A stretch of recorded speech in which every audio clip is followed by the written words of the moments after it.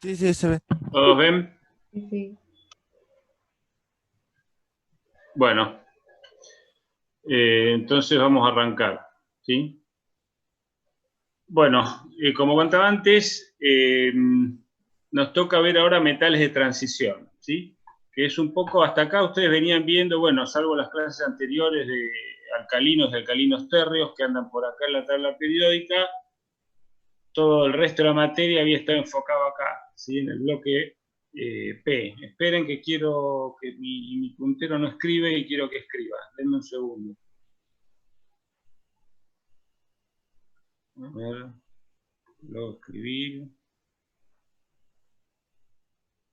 A ver ahora. Ahí escribe. Si ahí me gusta más, así puedo escribir. Bueno, esperen que se me metió esto acá. Ahí va. Bueno, entonces estábamos acá. Si estuvieron viendo toda la química de los elementos representativos, bloque P. Las clases anteriores vieron un poco ya de alcalinos y alcalinos térreos. Y ahora nos toca metales de transición. Sí, van a ver que acá, digamos, la química cambia un poquitito lo que ustedes venían viendo. Vieron que el bloque P, ustedes van encontrando a poco similitudes entre algunas propiedades. Digamos, hay 3 o 4 conceptos básicos que describen el enlace, la estructura electrónica, la reactividad de los elementos representativos. Bueno, acá medio que cambiamos un poco la hoja, porque los metales de transición tienen como su comportamiento particular, ¿sí? Bueno, los metales de transición son súper importantes. Y acá fíjense en el dibujito, hay algunos aspectos que algunos los vamos a, como todo, digamos, la química inorgánica es amplísima. Nosotros acá vamos a hacer un pequeño recorte y nos vamos a enfocar en algunos aspectos más o menos centrales, ¿sí? Pero hay infinitos aspectos más. Si ustedes se ponen a buscar los libros o la literatura, salen por todos lados. Y acá hay algunos aspectos centrales. Vamos a ver, no ahora, pero en las clases de compuesto de coordinación seguramente, en estas clases veremos algo, que la química en solución de los metales de transición es muy colorida. ¿Sí? Aparecen un montón de colores que sí, bueno, lamentablemente estamos sin laboratorio ahora, ¿sí? Pero si ustedes hubieran estado en el laboratorio, hubieran visto que hasta acá el laboratorio, por ahí no había tanto color dando vuelta, y cuando empezamos a trabajar con metales de transición, aparecen un montón de colores. Y más adelante vamos a ver cuál es el origen de que haya toda esta diversidad de colores con los metales de transición. Y después acá hay 2 aspectos importantísimos, digamos, los metales de transición, ya vamos a ver cuando vemos un poco de metalurgia, pero los metales en sí, en el estado elemental, como metales propiamente dichos, tienen múltiples aplicaciones para usos industriales, vida cotidiana, etcétera, etcétera. Y por otra parte, los metales de transición tienen digamos, un rol central también en todo lo que es la biología, la química biológica, si quieren, esencialmente participando, siendo componentes principales en sitios activos de enzimas, ¿sí? Este es un ejemplo de una hemoproteína. Y entonces, bueno, los metales de transición, la verdad que son súper interesantes.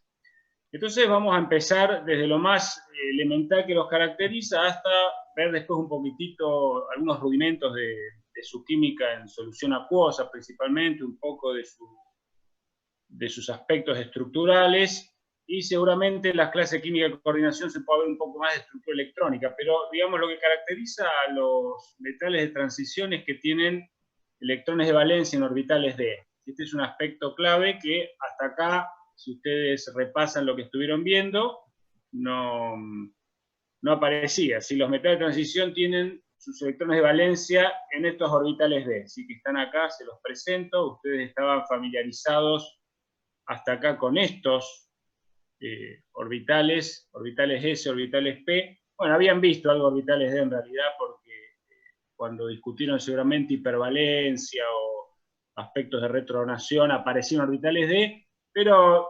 seguramente como orbitales auxiliares, vacantes. Acá tienen un rol preponderante porque los electrones de valencia de los metales de transición están acá, ¿sí? Y son estos 5 orbitales D que están acá. Bueno, entonces, siguiendo la línea, le echamos una mirada a la configuración electrónica, ¿sí?, de los metales de transición. Fíjense que algo que no dije, y lo voy a decir ahora, es que los metales de transición se ubican en estos 3 periodos de la tabla periódica, ¿sí? Lo veíamos en la primera imagen. Acá tenemos a la izquierda, nos quedan el bloque S, alcalinos, alcalinos térreos. Acá en el extremo derecho empiezan los elementos representativos.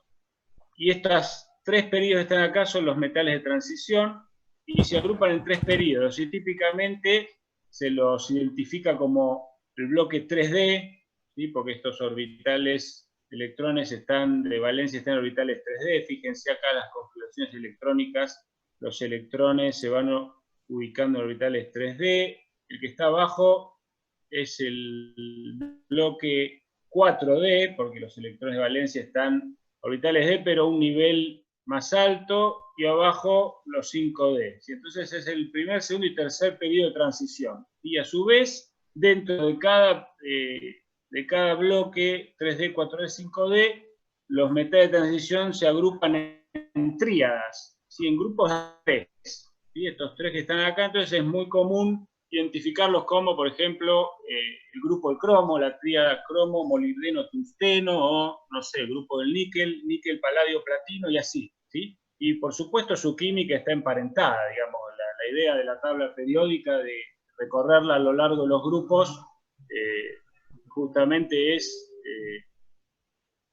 digamos, agrupar elementos con químicas parecidas. Bueno, eso no es ajeno a los metales de transición. Si vamos a mirar un poquito ahora cómo es el asunto de la configuración electrónica, fíjense que está claro que los electrones de valencia van ocupando los orbitales 3D, pero aparece este asunto que llama siempre la atención, medio atípico, y es que todas las configuraciones electrónicas tienen ocupados 2 electrones del orbital 4s, o sea, de un nivel superior, digamos. Y esto es algo de los metales de transición. Si su configuración electrónica arranca 4s2 y después el resto de los electrones van en los orbitales d, ¿sí?, 3d1, 3d2, siguiendo con algunas excepciones. Fíjense en el cromo, que abajo de todo, miren que esta cosa del zoom me tapa, acá.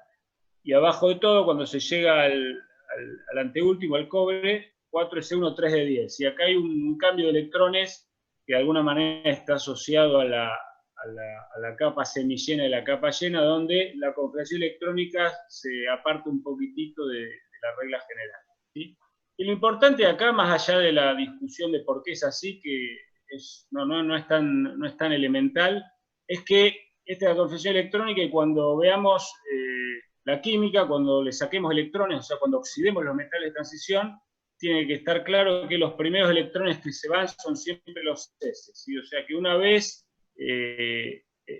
hecho la ocupación de los electrones, el orbital más externo, el de más alto, el que primero sale es el 4s. ¿Sí? Los electrones del 4s se van siempre, el primero, ¿sí? Afortunadamente, la química principal de los metales de transición ocurre en estados de oxidación superiores al 2 más, 3 más y hacia arriba, así que eso simplifica un poco la vida, porque normalmente los compuestos de metales de transición se describen con configuraciones que se llaman D, ¿sí? Los electrones que permanecen son siempre los que están en los orbitales D, los electrones de los orbitales S normalmente no tenemos que considerarlos, ¿sí? Bueno, para esta discusión que les decía antes, que no es tan simple, un aspecto importante para que ustedes recuerden y vinculen con lo que vieron antes es que, digamos, una punta por donde explicar esa ocupación es que los orbitales 3D son más compactos, ¿sí? Como están en un nivel inferior, son más compactos que los 4s y los 4p.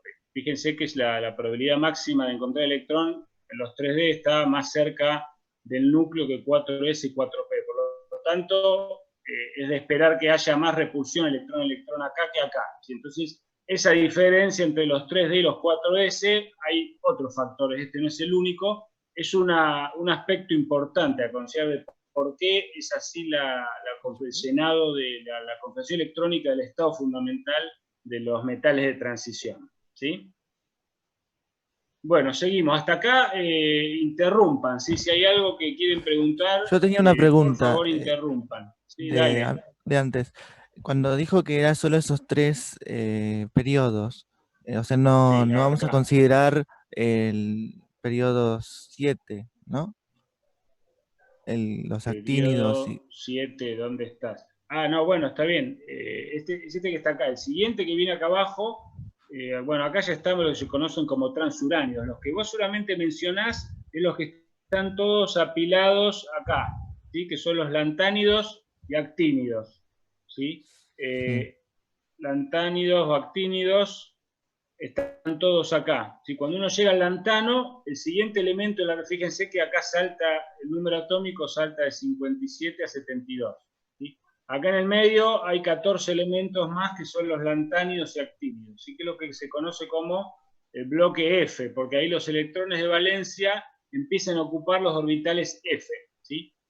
No, estos no son metales de transición, sino que se suelen llamar metales de transición interna o lantánidos actínidos.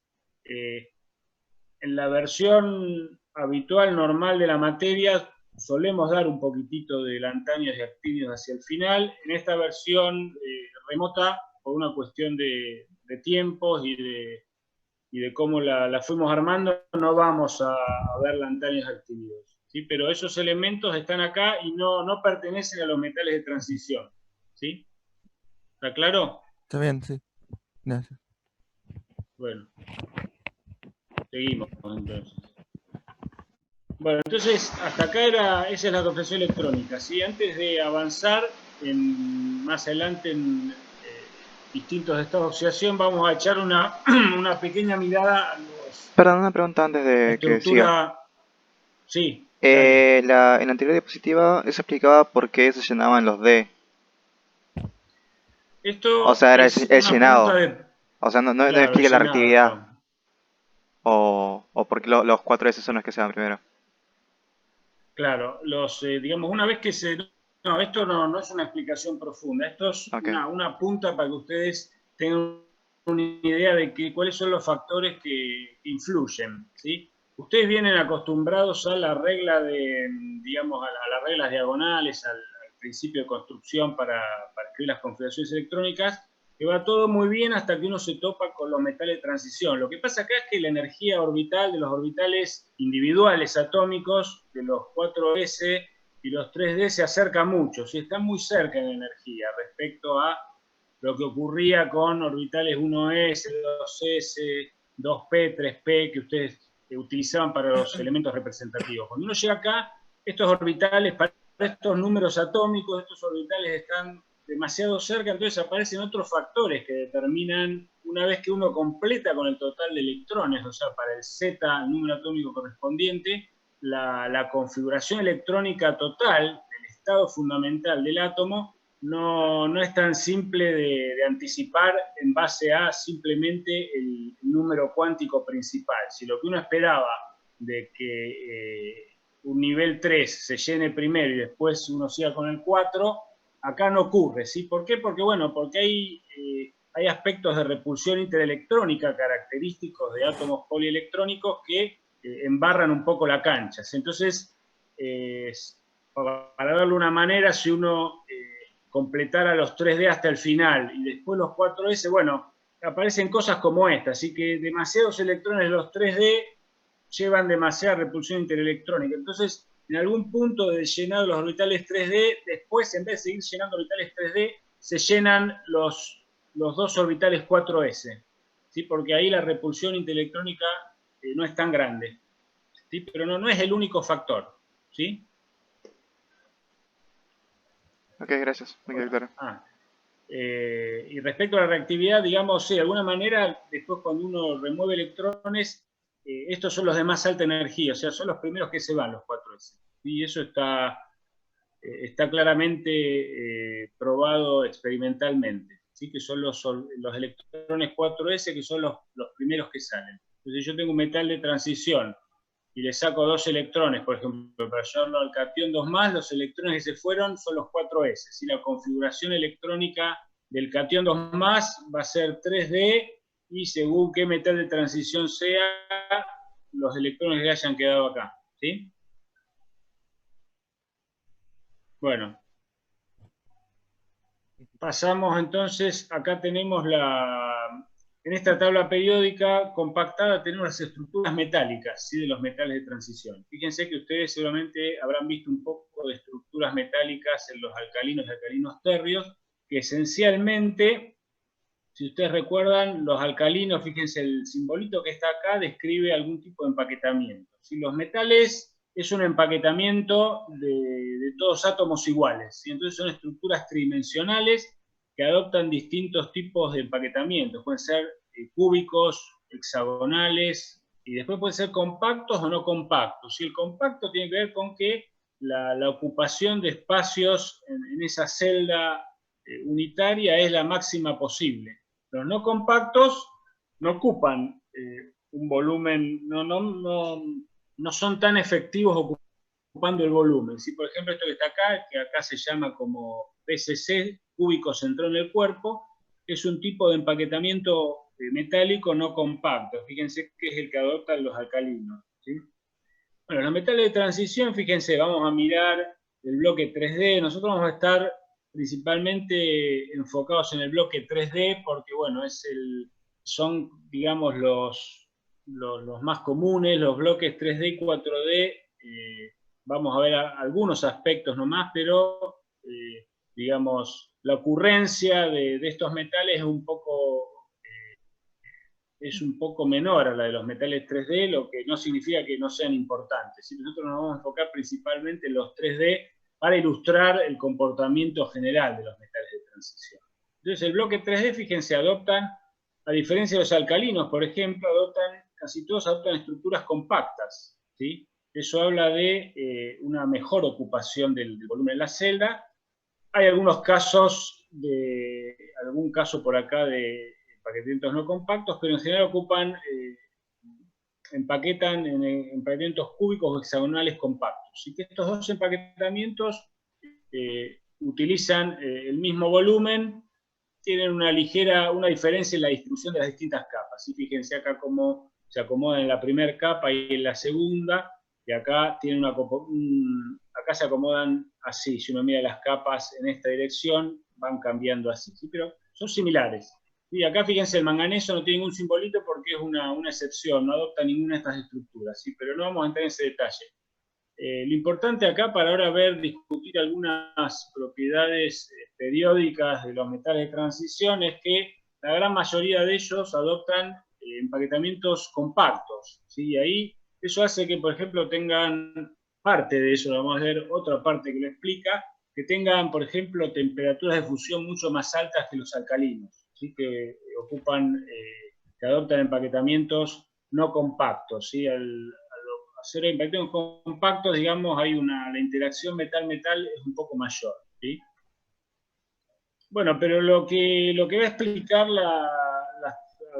gran parte de las propiedades periódicas de los metales de transición, las propiedades periódicas generales, es su estructura electrónica. Si ustedes habrán visto, cualquier cosa, Flor, si está por ahí, puede aclarar si no lo vieron, habrán visto cómo se describe la estructura de un metal, ¿sí? Lo que uno podría llamar enlace metálico, que termina siendo un modelo que se llama modelo de bandas, que es algo así como un modelo de orbitales moleculares, pero para una estructura Perdón, infinita, lo vimos, no lo vimos en detalle, ¿sí? O sea, algo Luis había dado al principio, lo vimos como, no, lo mencioné por arriba, o sea, no vimos el detalle de la estructura de bandas.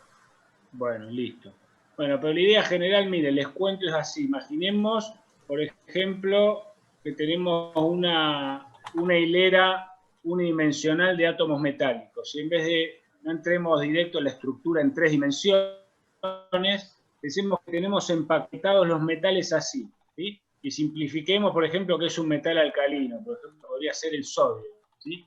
Entonces, por ejemplo, si tomamos 2 sodios y construimos un diagrama de orbitales moleculares del sodio, nos quedaría algo parecido al del hidrógeno. Si tomamos solo los orbitales de valencia, tendríamos el orbital S del sodio, el orbital S del otro sodio, y del solapamiento de estos dos orbitales S, vamos a ponerlos acá, tendríamos un orbital enlazante y un orbital antienlazante. Y los electrones irían llenando acá y acá. Esto sería un hipotético compuesto, por ejemplo, sodio 2, ¿sí? Entonces, esto, muy similar al hidrógeno, recuerden, nos da un orbital enlazante que tiene este aspecto, donde se refuerza la densidad electrónica entre los núcleos, y un orbital antienlazante donde la densidad electrónica entre los núcleos desaparece, ¿sí? Aparece un nodo. Bueno, esto para dos. Imagínense ahora que empezamos a armar el diagrama de orbitales moleculares para más sólidos. Por ejemplo, ponemos 3 o ponemos 4. Lo que va a ocurrir es que por cada átomo que hagamos empieza a haber más combinaciones de orbitales. Imagínense hacer un pequeño esquemita acá. Si tenemos 4, tendríamos orbitales moleculares que irían desde el más enlazante de todos, que sería, por ejemplo, este, donde los 4 orbitales S se suman con el mismo signo, entonces quedaría un orbital molecular así, donde todos se solapan y la densidad electrónica entre los núcleos se refuerza para todos. Y hacia arriba en energía tendríamos más orbitales moleculares, y el de mayor energía sería uno de este aspecto, ¿sí? totalmente antienlazante, ¿sí? Con nodos acá, ¿sí? Y donde la densidad electrónica entre todos los núcleos está anulada, ¿sí? Y en el medio van a aparecer, por ejemplo, pueden aparecer combinaciones de orbitales atómicos de este estilo, donde hay 2 con el mismo signo acá y acá, donde se refuerza la densidad electrónica acá, pero acá hay un plano nodal, y lo mismo hacia arriba, ¿sí? Bueno, ahora imaginen que esa cadena unidimensional de átomos de sodio es infinita. Entonces, si se hace infinita, lo que me va a pasar es que voy a tener infinitos orbitales moleculares acá, apilados, ¿sí? Que van a ir desde uno totalmente enlazante, que va a estar acá abajo, que va a ser siempre el que sume con el mismo signo todos los orbitales S, todos solapándose, entre los núcleos se refuerza la densidad electrónica, y arriba de todo el más antienlazante de todos, donde haya un nodo entre todos los átomos de sodio, ¿sí? Y en el medio, y como es infinito, lo que va a pasar es que la diferencia de energía entre los orbitales moleculares prácticamente desaparece, ¿sí? Entonces lo que queda es un continuo, que es esto que está esquematizado acá, si no importa ahora el aspecto que tiene, esto es una figura esquemática, lo que quedan son bandas, y entonces para el solapamiento de un dado orbital atómico se forma una banda. Acá está hecha así, no importa eso, vamos a dibujarla así. ¿Y cómo se interpreta la banda? La banda son orbitales moleculares infinitos, extendidos a lo largo de todo el sólido, ahora en 3 dimensiones, y va a tener un dado llenado de electrones, así que va a tener que ver con cuántos electrones de valencia tiene ese elemento, ¿sí? Entonces, por ejemplo, en el sodio, si recuerdan, el sodio es de los alcalinos, o sea, del 1S, si uno hace con el bloque S, no el 1S, sino el 2S, pero el primer grupo de la tabla periódica, si uno llena la banda del solapamiento de los orbitales 2S, no, 2S es el litio, el sodio sería 3S. Si uno solapa los orbitales 3S de los sodios y ahora lo llena con electrones, esa banda va a quedar llenada por la mitad, ¿sí? Porque el orbital S cada orbital S admite 2 electrones, ¿sí? Pero cada sodio tiene 1, así que la voy a poder llenar por la mitad, ¿sí? Bueno, eso explica el modelo de bandas. Por ejemplo, una banda, esto es lo que se llama una banda semillena, explica por qué los metales pueden conducir la electricidad, ¿sí? Porque rápidamente los electrones pueden promoverse a orbitales que están totalmente delocalizados en la estructura del sólido, que están vacantes, ¿sí? Entonces, esto de alguna manera es una forma un poco más sofisticada de describir el enlace metálico como los núcleos en la estructura tridimensional del sólido, los núcleos fijos y todos los electrones delocalizados por todo el sólido. Y entonces, eso describe a los metales como núcleos fijos y electrones muy móviles a lo largo de todo el sólido, y eso explica la alta conductividad eléctrica de los metales. Una forma un poco más sofisticada de explicarlas a través de este modelo de bandas, ¿sí? Que tiene que ver con que la banda semillena permite la conducción de electrones, ¿sí? Bueno, esto más o menos general para que ustedes refuercen lo poco que habían visto antes o que les habían contado del modelo de bandas. Volviendo enfocándonos a los metales de transición, lo que ocurre en los metales de transición es que tienen este aspecto. Las bandas, fíjense, de los orbitales 4s y 4p se solapan, están bastante más extendidas, se ponen juntas con las de los 3D, pero en definitiva lo que gobierna la estructura electrónica, los metales 3D del metal, ¿sí? Ahora estamos hablando del metal, esta oxidación cero, o sea, el metal propiamente dicho, estructuras metálicas, es el llenado de la banda 3D, ¿sí? Entonces, a medida que me muevo a la derecha de la tabla periódica, el metal tiene más electrones 3D y los va llenando la banda 3D. ¿Sí? Ahora vamos a ver qué impacto tiene ese llenado. Al final, cuando uno llega al límite derecho del zinc, está completamente llena la banda 3D, mientras que los primeros metales de transición, escandio, titanio y vanadio, está por debajo de la mitad, y cuando uno anda por la mitad, que justo el manganeso, por ejemplo, está llena a la mitad, un poquito más. ¿Sí? ¿Se entendió pregunta. más o menos esto de las bandas? Sí. Pero había más de una banda, o sea, estaba la banda de Valencia y había otra que tenía otro nombre, ¿o me equivoco? Sí, Perdón. eso se llama banda. Sí, no quiero entrar en detalle porque nos vamos de lo que esperamos para la materia, ¿sí? Pero cuando hay más de una banda, para eso se llama banda de Valencia, banda de conducción, y estas bandas pueden no estar juntas como acá, sino que puede haber lo que se llama un band gap. Si uno puede tener una banda llena así y la banda de conducción separada, si aparece una zona donde no hay nada, si no hay orbitales para ocupar, ¿sí? Pero no quiero entrar en ese tema. Esto es lo que permite, es lo que, por ejemplo, quizás vieron algo en carbono y silicio, es lo que da lugar a lo que se conoce como semiconductores, por ejemplo, ¿sí? Yo, perdón, acá preguntaban en el chat y justamente Sí. les comenté eso, o sea, que decían, ahora viene un integral, y yo decía, no, tranqui, que es todo quali, y que en una materia que se llama complementos, que es el último año de la carrera, ahí se hacen cuentas y se ve en mayor detalle toda esta descripción, digamos, de los sólidos, pero no, acá más que esto no, nos quedamos acá. No, acá ahora van a ver a qué, digamos, en definitiva, el objetivo de esto es muy simple y ya enseguida lo vamos a ver. Si nos vamos a enfocar simplemente en cómo es que se llena, cuán llena está esta banda 3D. Si ahora vamos a interpretar sencillamente qué implica eso, ¿sí? Y este modelo de banda se vamos a usa ver, solo sí, para los metales cuando están en estado de oxidación cero, ¿no?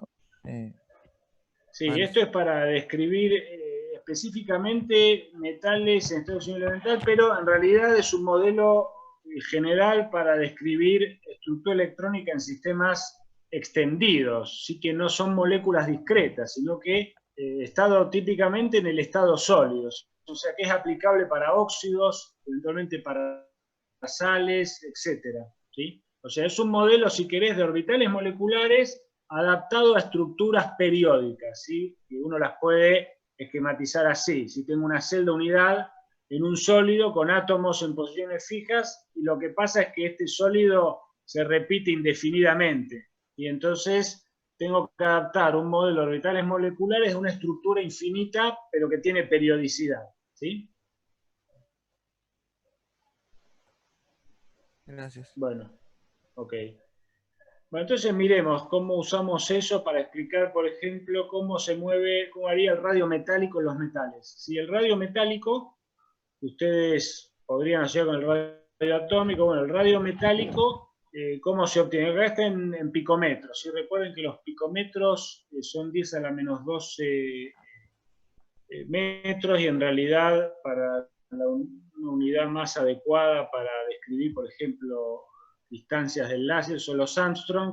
Para pasar de picometro a Armstrong hay que correr la coma 2 lugares para acá. Si le ponemos toda coma, pasan a ser Armstrong, ¿sí? O sea, 150 picometros son 1,5 Armstrong, ¿sí?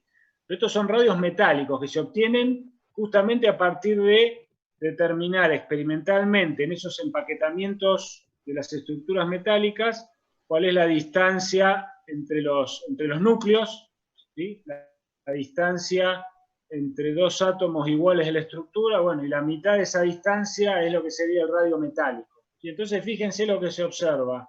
A medida que me muevo a la derecha, acá en la tabla periódica, me muevo, avanzo, aumento Z, el radio metálico disminuye, pasa por un mínimo, hacia el final sube un poquitito, ¿sí?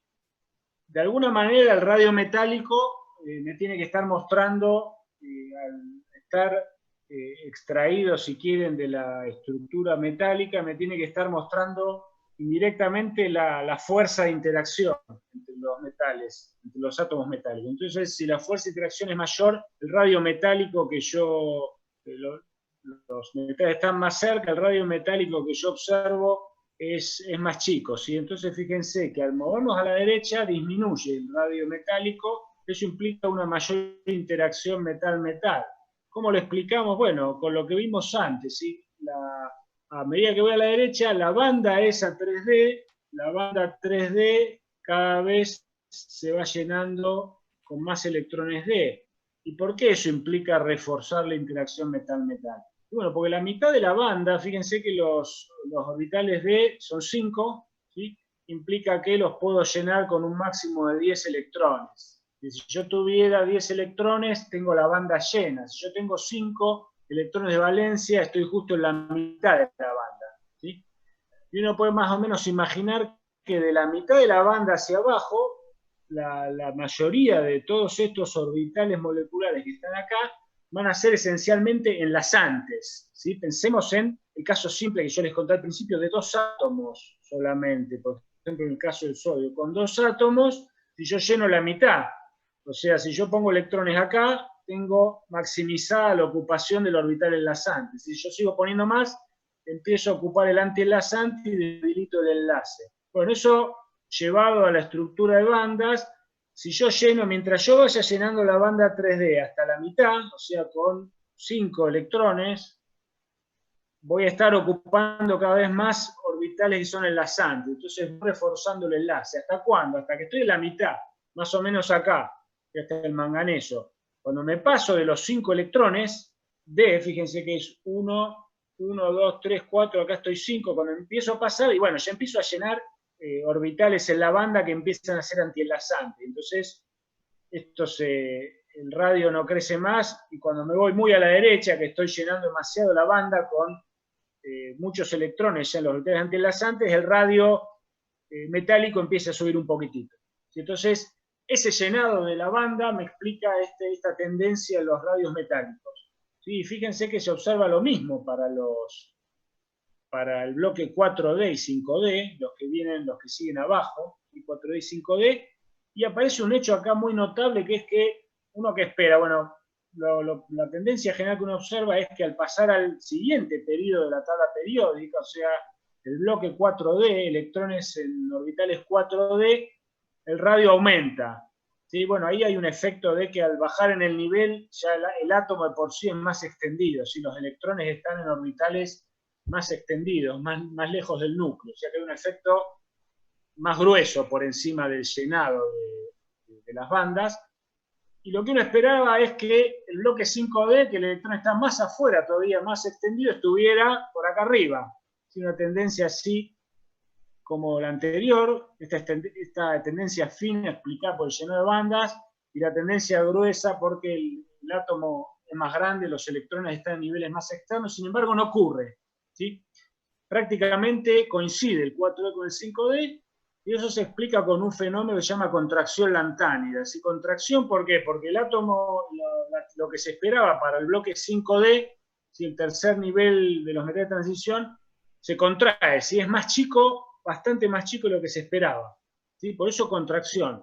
Y lantánida, ¿por qué? Bueno, porque le echamos la culpa a esto, a esos elementos que antes alguno de ustedes preguntaba, que están intercalados acá. ¿Sí? Antes de empezar a llenar los electrones 5D, aparecen los lantánidos y actínidos. ¿Sí? La configuración electrónica de los metales de transición del bloque 5D, antes de llegar a los 5D, tiene metido acá los 14 electrones en orbitales F. ¿Sí? Y lo que pasa con eso es que los orbitales F apantallan muy mal la carga nuclear. ¿Sí? Entonces lo que ocurre es que hay un incremento grande del Z, ¿sí? Pongo muchos protones en el núcleo de los metales 5D, y eso no se ve compensado por un aumento del apantallamiento, porque los orbitales F apantallan mal, y por lo tanto aparece un incremento en la carga nuclear efectiva en el bloque 5D que hace que haya una contracción. Si la carga nuclear efectiva aumenta más de lo esperado y entonces los metales 5D se contraen, ¿sí? Prácticamente coinciden con el radio de los 4D, eso se llama contracción lantánea, ¿sí? ¿Se entendió eso? Bueno, el silencio supongo que más o menos se entendió. Bueno, seguimos. Esa misma tendencia en el radio, que lo estábamos vinculando al llenado de las bandas D, impacta, por ejemplo, fíjense la temperatura de fusión. ¿Sí? Fíjense cómo es para los metales 3D la temperatura de fusión. De forma general sigue una tendencia así, ¿sí? Parecida a la de los radios. ¿Sí? A medida que voy llenando la banda hasta la mitad, refuerzo la interacción metal-metal, mayor temperatura de fusión y después empieza a caer. Si este que está acá, anómalo, el manganeso, de alguna manera está vinculado a que la estructura sólida del manganeso, recuerden, es un poco distinta a la del resto. ¿Sí? Entonces, acá aparece una anomalía, pero la tendencia general sigue los mismos lineamientos que lo que discutíamos para los radios. ¿Sí? Y lo mismo ocurre para la entalpía de atomización, ¿sí? Para lo que sería sublimar, ¿sí? Llevar al metal del estado sólido al metal gaseoso. ¿Sí? Todo esto tiene, todas estas propiedades tienen que ver con la interacción metal-metal. ¿Sí? Y de vuelta sigue una tendencia que es similar a la de a la que vimos antes para el radio y para temperatura de fusión. ¿Sí? Bueno, entonces, hasta acá vimos tendencias generales de los metales que están vinculadas a estructuras sólidas. ¿Sí? Hasta ahí lo poco que vamos a ver de estructura sólida y descripción de la estructura electrónica de los metales tal cual, en el estado elemental. Si ahora vamos a pasar a ver un poco de reactividad, ¿sí? De los metales de transición, que va a estar asociado a los distintos estados de oxidación que puedan adoptar los metales y que va a dar lugar a cationes, ¿sí? A cationes en solución acuosa, o eventualmente vamos a ver, aparecen algunos oxoaniones, ¿sí? También para los metales de transición, ¿sí? Yo no sé cómo venían haciendo con la versión virtual con el famoso intervalo, ¿sí? El descanso. ¿Estaban teniendo intervalo o le daban duro y parejo? No, perdón, depende, sí, más o menos a la mitad de la clase hemos tenido 10 minutos, 5 minutos para el café, sí, fue variable, creo que una clase descansamos menos, pero sí, más o menos a la mitad de la clase hacemos un intervalito. Bueno, entonces, a ver, yo recién ahora voy a leer el chat. Esperen que tengo un quilombo. Entonces, ¿quieren hacer un intervalo? Esperen que no encuentro el chat. Si no, hablen porque no encuentro el chat. Acá tengo el chat. Viste que cuesta, por eso te decía. No, sí. Estoy en modo lápiz. Bueno, alguien no contesta en el chat. Abran los micrófonos, por favor, así. Si no, Pablo, si vos te parece, por tu organización de la clase se pueden hacer de recreo, manejalo vos, ¿no? Sí. Bueno, hagamos un breve intervalo, ¿sí? De 5 minutos. 5 minutos son las 10 menos 10. A las 10 retomamos, ¿sí? Vale. Perfecto. Igual el que se quiera quedar acá para aprovechar y preguntar, yo estoy acá, no me voy a ningún lado. Bueno, yo me despido que tengo que ir al banco. Bueno, dale. Nos vemos. Perdón, Florencia, antes de que te vayas, Sí, una pregunta. sí. Entonces, lo que dijiste que ibas a subir era el video o el Sí, PDF? las dos cosas. Porque, nada, me quedó... Quería corregir una cosa y, bueno, el fin de semana medio como que no pude y ayer tampoco. Así que, sí, hoy seguro el PDF y los videos creo que hoy también, si no mañana. ¿Está? ¿El video de Boro también? Sí. Ah, perfecto. Bueno, gracias, disculpen. No, de nada. Bueno, nos vemos la clase que viene. Dale, gracias, chao. Nos vemos, chao. Chao.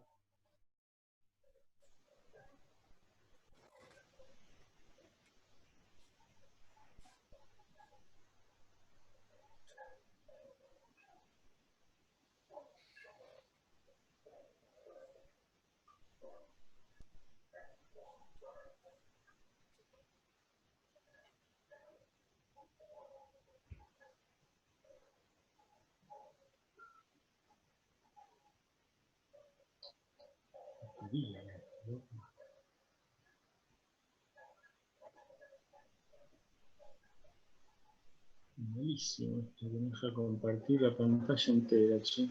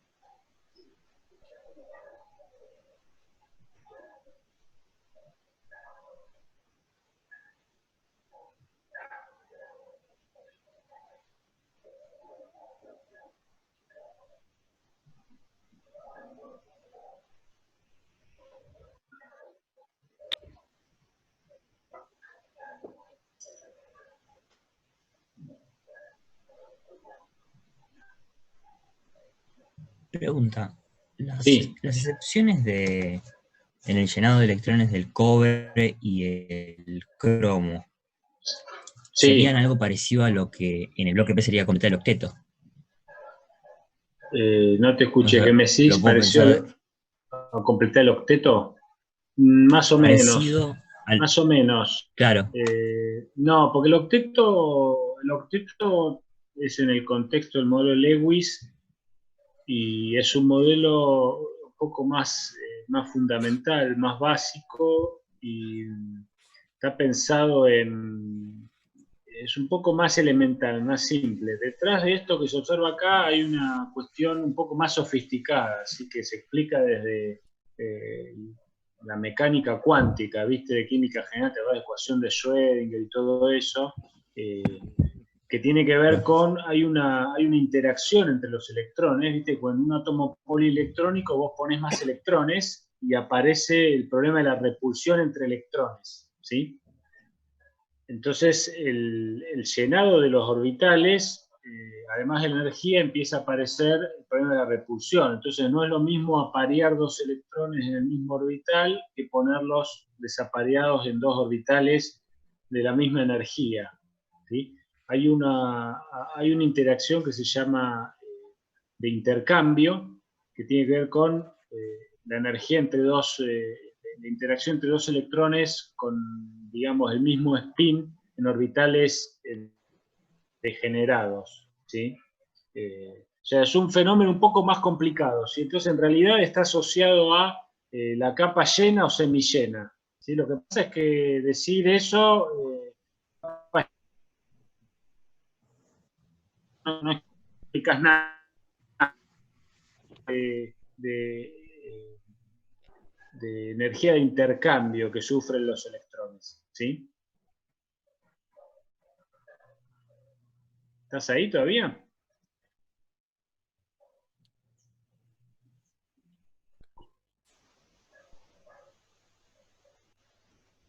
Te perdí, me parece.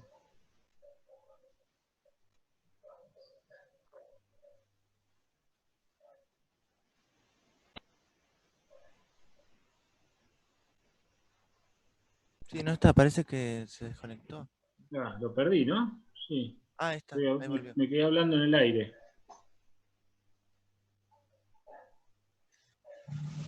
se me fue la señal un minuto.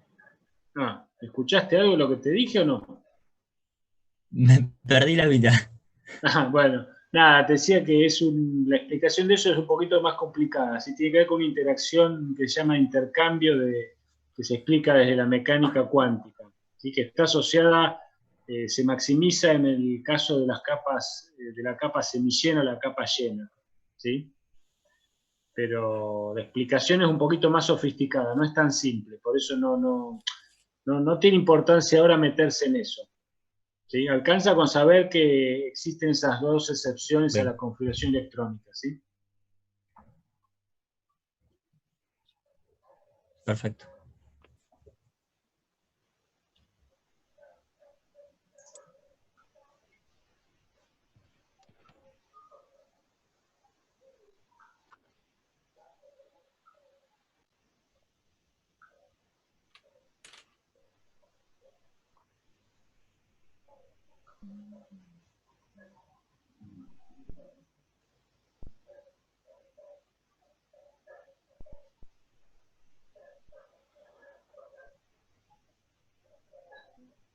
Claro, pues, me parece que cuando comparto pantalla pierdo el chat.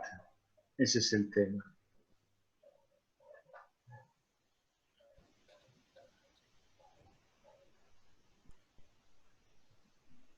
A ver, compartir pantalla. Igual creo que si cuando comparte pantalla arriba Sí. le pone salir de pantalla completa, a lo mejor eso ayuda, no sé.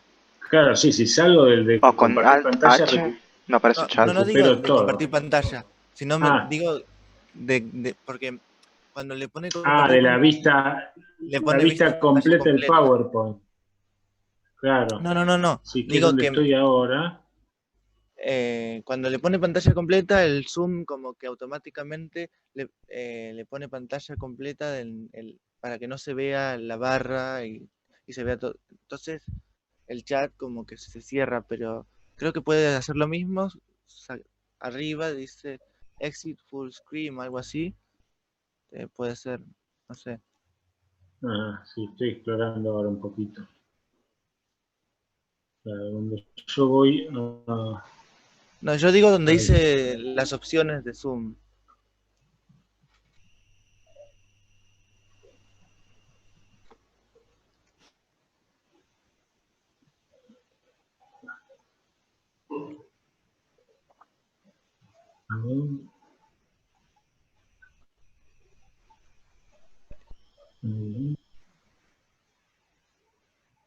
Las barras que te aparecen son bastante molestas en la pantalla. Voy a dejar acá arriba.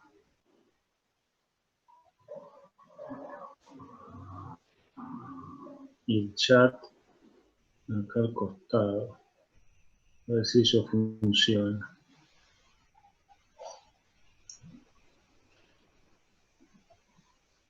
Bueno, ahí se ve la pantalla. Sí. Bueno, voy a tratar de dejar acá abierta la ventana del chat. Igual no hay problema que interrumpan. Para mí es mejor si hablan y me interrumpen que en el chat. ¿Sí? No hay problema que me interrumpan.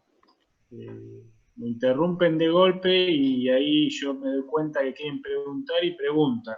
Y en el chat es más complicado.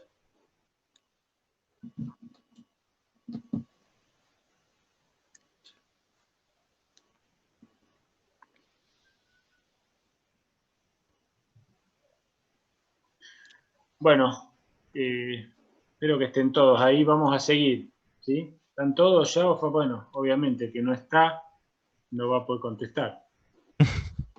Pero bueno, siendo las 10 vamos a seguir, ¿sí? Si no nos vamos a atrasar en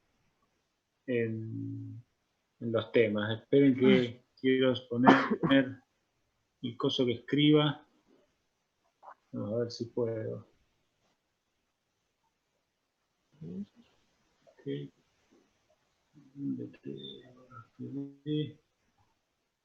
Porque estoy fuera del PowerPoint ahora. Tengo que cerrar esto. Ahí está. A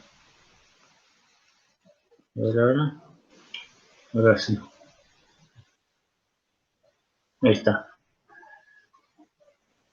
Bueno, vamos a ver ahora entonces, un poco antes de entrar cuál es el origen del catión metálico, vamos a pensar por un momento que los metales de transición los tenemos como algún catión, un catión con una carga positiva, N puede ser un catión 2+, un catión 3+, lo que sea. Vamos a tener el catión metálico y lo vamos a poner en solución acuosa. Si vamos a discutir un fenómeno que se llama hidrólisis, ¿sí? Vamos a ver un poquitito de la química en solución acuosa de los cationes de los metales de transición, ¿sí? En realidad hidrólisis lo van a trabajar un poquito más en el taller y en las clases de problemas. Hidrólisis, el fenómeno de hidrólisis es un fenómeno general de los cationes, y no queda restringido a los metales de transición, es válido para alcalinos y alcalinos térreos eventualmente también. Y entonces, veamos un poquitito. Yo sé que Florencia me dijo que algo les introdujo de química de coordinación, ¿sí? Pero vamos a mirar un poquitito más ahora, ¿sí? Y lo que ocurre es que cuando uno pone un catión en solución, ¿sí? Por ejemplo, si yo agarro cloruro de sodio sólido y lo llevo a solución acuosa, ustedes estaban acostumbrados a escribir algo así, ¿sí? Sodio más acuoso más cloruro acuoso, y ustedes imaginaban cationes así desnudos y aniones solvatados por el solvente, moléculas de agua, y no mucho más que eso, ¿sí? Y la verdad es que el catión está en una configuración un poquitito más precisa que lo que uno puede escribir acá, y que esencialmente para todos los cationes adopta una conformación que es esta que está acá. Y el catión es este que está en el medio, y la solvatación del agua, ¿sí? Las moléculas de agua obviamente se posicionan con su dipolo negativo, ¿sí? Recuerden que la molécula de agua es una molécula con momento dipolar neto, o sea que su densidad negativa electrónica está sobre el átomo de oxígeno, y las densidades electrónicas positivas están hacia los hidrógenos. Las moléculas de agua se acomodan con su dipolo negativo hacia el centro metálico, a una dada distancia del centro metálico, pero no están de cualquier manera, no están así al azar, sino que, fíjense que esto, si yo les marco esto que está acá, adopta una geometría muy precisa, que la vamos a ver mejor cuando veamos compuestos de coordinación, que es un entorno que vamos a llamar octaédrico, ¿sí? Porque el cuerpo que se obtiene si unimos todos los átomos de oxígeno es un octaedro, ¿sí? Entonces el catión está en un plano con estas 4 moléculas de agua, y por arriba y por abajo se acomodan 2 moléculas de agua más, ¿sí? Entonces, esto vamos a llamarlo, en vez de solvatación, vamos a llamarlo la primera esfera de coordinación del centro metálico. Entonces las aguas se acomodan ahí. Si hay algún tipo de interacción entre el agua y el catión metálico que hace que permanezcan en esa primera esfera de coordinación, ¿sí? Bueno, y esto tiene un impacto, ¿sí? Esto tiene un impacto en qué le pasa a la molécula de agua, ¿sí? Esta coordinación al catión metálico en solución acuosa impacta en la reactividad de la molécula de agua, ¿sí? Entonces la molécula de agua se deja de comportar como el agua, como una molécula de agua en agua pura, y le pasan cosas, ¿sí? Lo que le pasan es que aparece una reactividad ácido-base, ¿sí? La molécula de agua ahora unida, coordinada en esa primera esfera de coordinación al catión metálico, puede sufrir deprotonación, ¿sí? El agua coordinada al catión metálico, vamos a dejarlo así, puede sufrir la ruptura de este enlace, y eventualmente la ruptura de los 2 enlaces para dejar aniones hidróxido, ahora en esa primera esfera de coordinación, o eventualmente aniones óxidos, ¿sí? Esto vamos a llamar grupo oxo, cuando está coordinado o en la esfera de coordinación del catión metálico, ¿sí? Y entonces esto que está acá son reacciones ácido-base del agua coordinada solvatando al catión metálico, ¿sí? Vamos a ver ahora un poquitito por qué ocurre eso, ¿sí? Esta es la reacción en cuestión, ¿sí? Entonces, fíjense, acá la tienen escrita como una reacción ácido-base, ¿sí? Este sería el ácido, ¿sí? El ácido es todo el catión, esto después lo vamos a llamar acuo complejo, ¿sí? Porque a los compuestos de coordinación se los llama también complejos. Acuo complejo, esto sería el ácido, ¿sí? Y el ácido transfiere un protón a la base, ¿sí? A la base que es el agua, ¿sí? Entonces se forma un hidronio, y acá quedó, en vez de un agua, un oxidrilo, ¿sí? Entonces la reacción este es el ácido, que está acá, vamos a escribirlo simplificadamente enfocándonos en este agua, ¿sí? Pues son todas idénticas, podría ocurrir en cualquier agua, la escribimos así, esta estructura. Este es el ácido y la base conjugada de ese ácido es la especie con un oxidril, un hidróxido que quedó acá. ¿Sí? Entonces el par ácido-base conjugada. Y el otro par ácido-base conjugado involucrado acá es el agua y el hidronio. ¿Sí? Es una reacción ácido-base como las que ustedes ya conocen. ¿Sí? Donde la especie, el ácido, es un poco más complejo. ¿Sí? Acá fíjense, si esto tiene carga total 3+, es porque esto está ejemplificado con un cation 3+. ¿Sí? Y acá, ojo, no hay que confundir, la carga total de la especie esta es 2+, no porque el cation sea 2+, sino porque el cation sigue siendo un cation 3+. Lo que pasa es que ahora, además de las aguas que son neutras, aparece en esa esfera de coordinación un anión oxidrilo, ¿sí? Que tiene carga negativa, entonces la carga total global de esta especie ahora, esta hidroxoespecie, es 2+. ¿Sí? Bueno, ¿y por qué pasa esto? ¿Por qué ocurre este fenómeno? Se llama hidrólisis. ¿Por qué hidrólisis? Bueno, porque hidrólisis viene de ruptura de lisis, es romper, hidro hace referencia al agua, se rompen los enlaces de la molécula de agua. ¿Sí? Entonces, ¿por qué ocurre esta ruptura? Y bueno, esa ruptura va a depender de cómo es la interacción del cation con el agua. ¿Sí? Fíjense que la interacción es bastante direccional, ¿sí? Como yo les mostraba antes, ese agua no está puesta, las aguas no están puestas de cualquier manera, sino que están maximizando la interacción electrostática del dipolo negativo del agua con la carga positiva en el cation. ¿Sí? Y cuanto mayor sea esta interacción electrostática, bueno, cuanto mayor sea, cuanto más polarizante sea este cation, cuanto más pueda deformar la nube electrónica del agua, más va a retirar, digamos, si en el límite, si hay un incipiente carácter covalente en este enlace, significa que la densidad electrónica se desplaza hacia la zona entre el cation y el átomo de oxígeno, y por lo tanto la densidad electrónica que estaba ubicada en el enlace oxígeno-hidrógeno también se desplaza hacia acá, y eso debilita el enlace oxígeno-hidrógeno y puede favorecer la ruptura del enlace. Entonces, a mayor capacidad, mayor poder polarizante del cation, mayor carácter ácido de estos hidrógenos que están acá. Si el poder polarizante de un cation típicamente está vinculado a la relación carga al cuadrado sobre radio. Si mayor carga, mayor poder polarizante, menor radio, cation más chiquito, mayor poder polarizante. Y además, en general, cuando la carga de un cation es mayor, su radio catiónico disminuye. Que ustedes recordarán de química general. Si cuanto mayor es la carga, menor es el radio de ese cation. Entonces las dos se potencian. Entonces, a medida que esto aumenta, aumenta la interacción, la capacidad de retirar densidad electrónica, y más ácidos van a ser estos hidrógenos. ¿Sí? Entonces, fíjense, esto lo van a trabajar mejor en clase de problemas, pero hay una correlación, olvídense del detalle fino, después ustedes mírenlo con mayor tranquilidad. Lo importante acá es ver que hay una correlación entre el pKa de las aguas coordinadas, esa primera agua, ¿no? Nos estamos enfocando en una única agua, ¿sí? Después ahora vamos a ver que este proceso de pérdida del protón de las aguas sobre el cation metálico puede ocurrir en más de una agua. Concentrémonos en una única agua, entonces transfiere el protón, y ese es un equilibrio ácido-base, que lo podemos caracterizar con el pKa. Entonces fíjense, hay una correlación entre el pKa y la relación carga-radio. Si está metida acá, ese z cuadrado sobre r es el q cuadrado sobre r. Si esta relación viene de electrostática básica, ¿sí?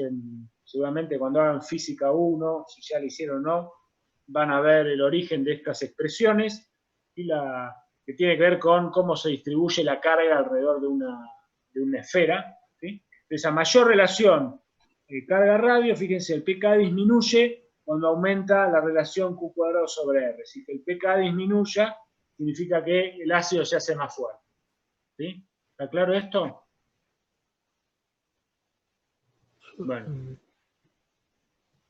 Seguimos. Entonces, hasta acá, hasta este punto es ver la deprotonación del agua unida al cation, coordinada al cation en solución acuosa, una reacción ácido-base, y la fuerza del ácido queda caracterizada por la capacidad del poder polarizante del cation. Así que está directamente vinculado a la relación carga-radio. ¿Sí? Ahora, esos equilibrios acuosos, ácido base son más complicados. Y se pueden poner más complicados porque la hidrólisis, como dice acá, puede continuar. Si puede perderse un protón, pero después se puede perder un protón más, ¿sí? De otra agua, de la misma agua o de otra agua, y eso ya va a depender de quién es el catión y cuál es la carga, la relación carga-radio. A mayor relación carga-radio, mayor capacidad de ácido. Ahora, por tirarles un ejemplo concreto, por ejemplo, les tiro, miren, el dióxido de titanio, ¿sí? Esta estructura, pensemos en esta especie, ¿sí? ¿Cuál es el estado de oxidación formal de este titanio acá? Si miramos el estado de oxidación formal, es un titanio 4+, ¿sí? 4+, o sea, es una carga muy alta para un catión. Entonces, uno dice, bueno, ¿qué pasa con esta especie? Si yo pusiera titanio 4+, en solución acuosa, debería esperar tener este aquo complejo. Y bueno, esta especie que está acá no existe, si nadie ha caracterizado en solución acuosa un titanio 4+. ¿Por qué? Porque la relación carga-radio es tan alta que el poder polarizante es suficientemente grande como para expulsar los hidrógenos de las aguas coordinadas y terminar precipitando el óxido de titanio. O sea, no quedan protones, quedan todos grupos oxo, y lo que ocurre es que se obtiene un sólido que se insolubiliza en agua, ¿sí? Si ustedes agarran tetracloruro de titanio, ¿sí? Que es un líquido, es una sustancia que se puede comprar comercial, es muy reactiva frente al agua, y la ponen en contacto con agua, lo que obtienen inmediatamente es dióxido de titanio. Es un ejemplo práctico de esto que estamos discutiendo, de la capacidad del poder polarizante de los cationes metálicos en agua, ¿sí? ¿Hasta acá siguen? ¿Alguien tiene alguna pregunta? No, aún no. Ok. Bueno, entonces miren, esto da lugar a, entonces, esta química en solución acuosa nos da lugar a distintos compuestos de coordinación.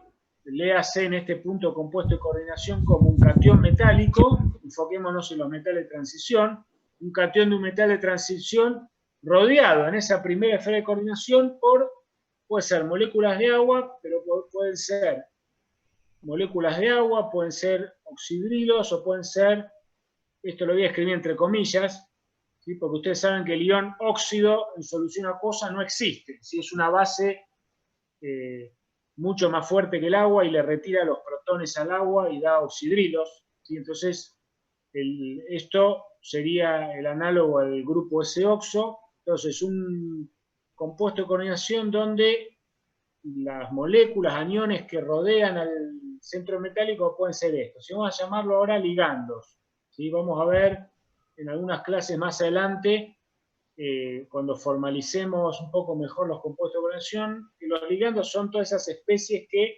están ubicadas en esa primera esfera de coordinación del centro metálico, ¿sí? Entonces, esta química en solución acuosa de los cationes da lugar a compuestos de coordinación que pueden tener oxidrilos unidos a los centros metálicos, o aguas o oxos. Y acá tenemos ejemplos de compuestos de coordinación donde el oxidrilo, fíjense, acá están los cationes, y acá hay un metal, el hierro, y este es un hierro. Estos son hierros 3+.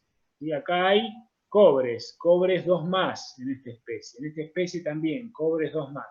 Estos son compuestos de coordinación más complicados, ¿sí? Porque los ligandos que completan esa primera esfera de coordinación del centro metálico son moléculas más complejas, ¿sí? Fíjense, moléculas orgánicas complejas, acá aparece un anión perclorato, esto lo vamos a ver más adelante, pero quiero resaltar acá la presencia de esos oxidrilos, ¿sí? Que el origen de esos oxidrilos seguramente fue inicialmente alguna molécula de agua en la esfera de coordinación que se dio su protón. Si fue una reacción ácido-base, se dio su protón y terminó dando un oxidrilo. Entonces, eso da lugar a especies con ligandos hidroxos, ¿sí? Como les decía antes, si el ligando hidroxo ahora sufre una deprotonación más, ¿sí? Si las aguas que rodean quedan como tal, y el hidroxo es el que cede ahora su otro protón, pasa de formar un hidroxo a formar un oxo, ¿sí? La esfera de correlación del metal. Y entonces existen especies en solución acuosa formando complejos con oxo, hidroxo o agua, como les decía antes. Entonces acá hay un ejemplo de un compuesto de vanadio que tiene en su esfera de coordinación oxos y moléculas de agua. ¿Sí? Fíjense, acá tenemos algunos ejemplos. ¿Sí? Fíjense, este es un ejemplo de un vanadio con 5 aguas y un ligando oxo. Si uno analiza la carga total, es un catión más 1, este complejo, uno deduce que la carga formal del vanadio, si las aguas son neutras y el oxo tiene carga total 2 menos, quiere decir que este es un vanadio que su estado de oxidación tiene que ser 3 más, ¿sí? Para que con los 2 menos del oxo sea más. Y acá hay otro ejemplo de un oxo unido a 2 centros metálicos de hierro, 2 cationes hierro. Pero, ¿sí? ¿ese vanadio, Sí. profe, no tiene 2 oxos? Ah, me lo comí, tenés razón, hay 2 oxos acá, están acá. Correcto, o sea que hay 2 oxos, acá tenemos otros 2 menos, o sea que este es un vanadio 4 menos, este es un vanadio, entonces 5 más. ¿Sí? Gracias. Estos son 2 oxos y 4 aguas, es un vanadio 5 más. ¿Sí? La especie que yo decía antes tendría que haber tenido acá otra agua. ¿Sí? Y este que está acá es también un oxo, y fíjense, acá esto lo vamos a ver más adelante también, es capaz de coordinarse a 2 esferas de coordinación, a 2 sitios metálicos. Esto se llama ligando puente, ¿sí? Cuando la especie está en la esfera de coordinación al mismo tiempo de 2 centros metálicos, y está haciendo de puente entre 2 cationes metálicos. ¿Sí? Bueno, acá hay un ejemplo que ustedes ya conocían seguramente de química general, que es un ejemplo más de esta química de los cationes en solución acuosa, así que es el anión dicromato. ¿Sí? Fíjense, el dicromato no deja de ser una especie que uno puede imaginarla que se originó en solución acuosa de alguna manera en hidroxos y acuoespecies. Si este es un cromo, podría estar unido un cromo en solución con oxidrilos y después perder un protón y dar un oxo, y si después estas aguas de alguna manera se terminan yendo, terminan dando oxos acá. Si en esta especie, en el dicromato, el estado de oxidación formal del cromo es muy alto, y de hecho es el estado de oxidación máximo para el cromo, es cromo 6, ¿sí? Y entonces, si antes yo les contaba que el titanio 4 no existe en solución acuosa, el cromo 6 mucho menos. Y fíjense que estas cargas tan altas para el catión terminan dando siempre especies o óxidos directamente, o en este caso un oxoanión. Si este es un oxoanión de un metal de transición, ¿sí? Comparen con sulfato, perclorato, nitrato, ustedes estaban acostumbrados a oxoaniones de no metales, elementos representativos. Bueno, acá tienen oxoaniones de metales, ¿sí? De metales de transición. Dicromato es un oxoanión, ¿sí? Son todos grupos oxo, y hay un oxo haciendo de puente entre 2 cromos. Y el entorno acá, fíjense, en vez de haber 6 ligandos, hay 4, ¿sí? Y están en una geometría tetraédrica, donde el cromo está en el centro del tetraedro y comparten un vértice. ¿Sí? Esta es la estructura del dicromato, y ustedes recordarán que está en equilibrio dependiente del pH con el cromato. ¿Sí? Si uno agrega, si los cromatos agrega protones acá, protón a estos, ¿sí? Después por reacción de 2 de estos e intercambio eliminación de agua se forma este puente oxo que vincula a 2 cromatos y da el dicromato. ¿Sí? Una pregunta, Sí. por favor. Por ahí es una pregunta un poco, no sé, estúpida, pero entonces, o sea, según lo que estoy viendo, eso que se dice que el cromo, por ejemplo, y el manganeso que actúan, pueden actuar también como no metales, es por ese poder polarizante que tienen. Claro, digamos, la carga tan alta, ese poder polarizante tan alto lleva a que, digamos, la interacción ahora en estas especies, oxígeno-metal, deje de ser una interacción esencialmente electrostática, más iónica, y tiene una conducción covalente muy fuerte. Y entonces, en ese sentido, se empieza a aparecer a un no metal, porque empieza a haber un grado de covalencia en el enlace bastante alto. ¿Sí? En el caso de cationes 2 más o 3 más, la interacción principal sigue siendo más electrostática, más del tipo iónico. ¿Sí? Ok, muchas gracias.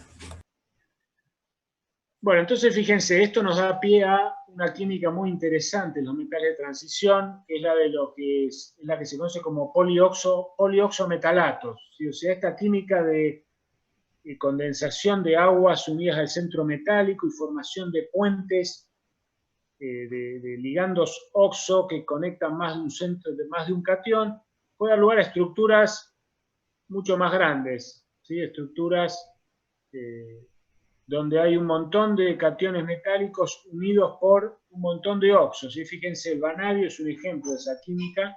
Uno agarra vanadato, que es una especie similar. Esto es vanadio en estado de oxidación formal 5. ¿Sí? Máximo estado de oxidación para el vanadio. Parecido al cromato, si uno empieza a modificar las condiciones de pH, si usa pH más ácidos, empieza a poder protonar estos oxos y las aguas que están ahí empiezan a interactuar entre sí, eliminando, haciendo condensación y formando puentes oxos. ¿Sí? Aparece un montón de especies complicadas que tienen esta estructura que está acá. ¿Sí? Fíjense un segundo, voy a dejar de compartir esto y les voy a compartir otra cosa acá. Si hay un sitio que seguramente ya lo usaron ustedes, ¿se ve ahí? Sí, sí. Sí, sí. Ustedes por eso usaron esta página y está buena porque hay un montón de estructuras que nos permite visualizar en 3 dimensiones y fíjense, por ejemplo, acá tenemos, ustedes después la pueden chusmear, pero acá tenemos, por ejemplo, alguna especie de estos vanadatos. ¿Sí? Vamos a mirarla acá. Y este es de 4 vanadios y fíjense, uno la puede mirar más en tridimensional y fíjense, son vanadatos tetraédricos, un vanadio y 4 oxos, compartiendo un vértice, ¿sí? Forma una estructura, fíjense, tipo anillo, ¿sí? Tipo un ring, ¿sí? Y acá hay más, fíjense, acá hay especies como las discutíamos antes, el acuo complejo, este es el de vanadio 2, y fíjense, ustedes acá la pueden mover y ver perfectamente la configuración octaédrica de ese vanadio. Y lo mismo, ustedes pueden buscar después acá, aparecen más ejemplos en todos los metales de transición de especies de estas que estuvimos viendo, acuocomplejos, ¿sí? O hidroxos o oxos, etc. ¿Sí? ¿Cómo se llamaba la página? Chem 3D Tube, TV larga. ¿Sí? A ver, esperá que se las vuelvo a poner. Ahí la pusieron en el chat. Ah, la pusieron en el chat, listo. Ahí está, esa que está en el chat. ¿Sí? Bueno, esperen que... Ahí está. Bueno, fíjense, el vanadio forma un montón de polioxometalatos. Y acá tienen con un montón de geometrías y, digamos, se van adoptando estas especies según esos vanadatos tetraédricos comparten vértices o comparten, fíjense acá, comparten una arista, hay los oxígenos, hay un montón de posibles polioxovanadatos. ¿Sí? Con todo, fíjense, también teniendo carga negativa. ¿Sí? Esta química de los polioxometalatos va más allá del vanadio y es, fíjense, un polioxovanadato. Un polioxometalato, fíjense que es algo así como una especie de un óxido pero soluble. ¿Sí? Si ustedes dicen, bueno, un óxido de un metal, enseguida piensan en un sólido que si uno lo pone, lo hace reaccionar con agua. Ustedes ya vieron un poco de los metales, de los elementos no metálicos, los óxidos no metálicos, que podían ser en general anácidos, pero solamente cuando vieron algo del grupo del boro y el aluminio, vieron que el óxido de aluminio era anfótero, pues hay óxidos que son básicos, pero típicamente los óxidos reaccionan en agua y uno pierde la especie original del óxido. Los polioxometalatos son especies que uno las puede tener en solución acuosa y mantienen la identidad. Si no, estas estructuras no se rompen, no se descomponen, ¿sí? Y se parecen mucho a un óxido, porque esencialmente tienen los cationes metálicos y átomos de oxígeno. ¿Sí? Entonces, es una especie muy interesante, porque puede adoptar las propiedades de un óxido sólido, pero llevarlas a solución. ¿Sí? Y bueno, y hay toda una química muy importante, los polioxometalatos, con un montón de aplicaciones. Y fíjense, este es un ejemplo. El tungsteno adopta una química muy amplia de polioxometalatos y puede incorporar elementos representativos. ¿Sí? Por ejemplo, acá la estructura incorpora fósforo. ¿Sí? Una reacción que da un polioxometalato, pero que ahora, además de los metales y los aniones, los grupos oxo, incorporan en la estructura un fósforo. Y entonces ahí uno puede empezar a mezclar, combinar la reactividad de los elementos representativos con los metales de transición. ¿Sí? Y bueno, fíjense, según las estructuras están muy estudiados a esta altura y se conocen un montón de estructuras de polioxometalatos, ya sea, en este caso, por ejemplo, puro, con solo el metal de transición, o intercalando elementos representativos. Y que puede ser el fósforo, pero puede ser también el silicio, hay algunos con azufre, etcétera, etcétera. ¿Sí? Bueno, y son muy importantes. Hoy en día, digamos, es una química que está muy activa, muy moderna, porque tiene un montón de aplicaciones biomédicas, digamos, digamos, lo que tiene que ver con áreas de energía, electroluminiscencia, en catálisis, ¿sí? Porque esos átomos de oxígeno superficiales son muy reactivos, digamos, en electrónica, hay un montón de aplicaciones. Es una química muy activa y muy actual, ¿sí? La de los polioxometalatos. Bueno, entonces, hasta acá llegamos con los rudimentos, digamos, de la química acuosa de los metales de transición. Y ahora vamos a pasar un poquitito, acá no habíamos discutido el origen de esos cationes, ¿sí? Vamos a discutir un poquito cómo es que llegamos a los cationes de los metales de transición. Son un poquito de la química redox de los metales de transición. ¿Sí? Entonces, lo primero que vamos a hacer es analizar cuáles son los estados de oxidación más accesibles para los metales de transición. Si acá tenemos, fíjense, en esta tabla, el bloque 3D, 4D y 5D. Si vamos a concentrarnos en el bloque 3D, ¿sí? Desde el escandio hasta el zinc, ¿sí? Acá están todos los metales de transición del bloque 3D. Lo que están escritos acá son los estados de oxidación que se conocen, donde hay sustancias bien caracterizadas, accesibles, estables y que se pueden preparar y manipular, ¿sí? Para los distintos metales de transición. Estos son los estados de oxidación formales. El 0 sería el metal en su estado de oxidación elemental. ¿Sí?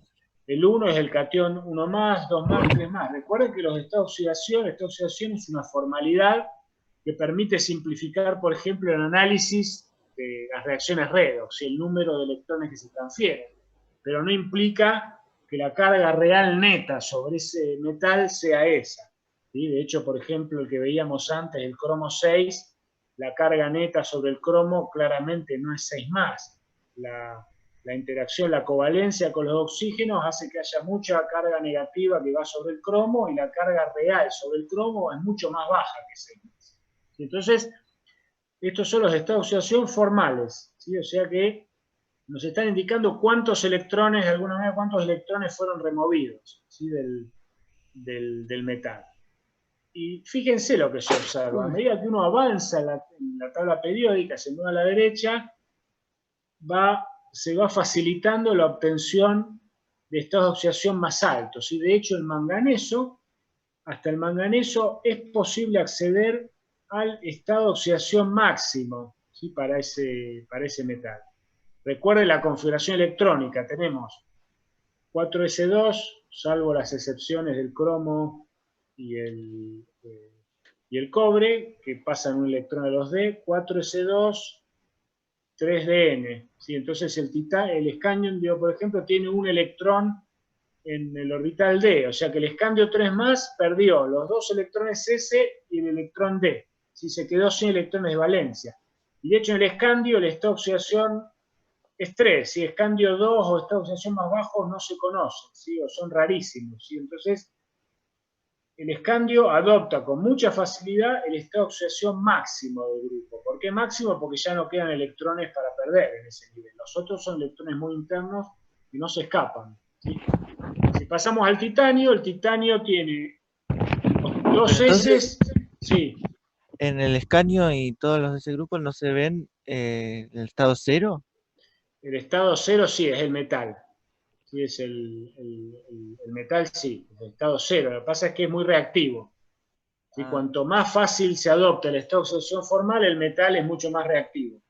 ¿Sí? Es como el sodio. ¿Sí? El sodio cero, vieron que es muy reactivo.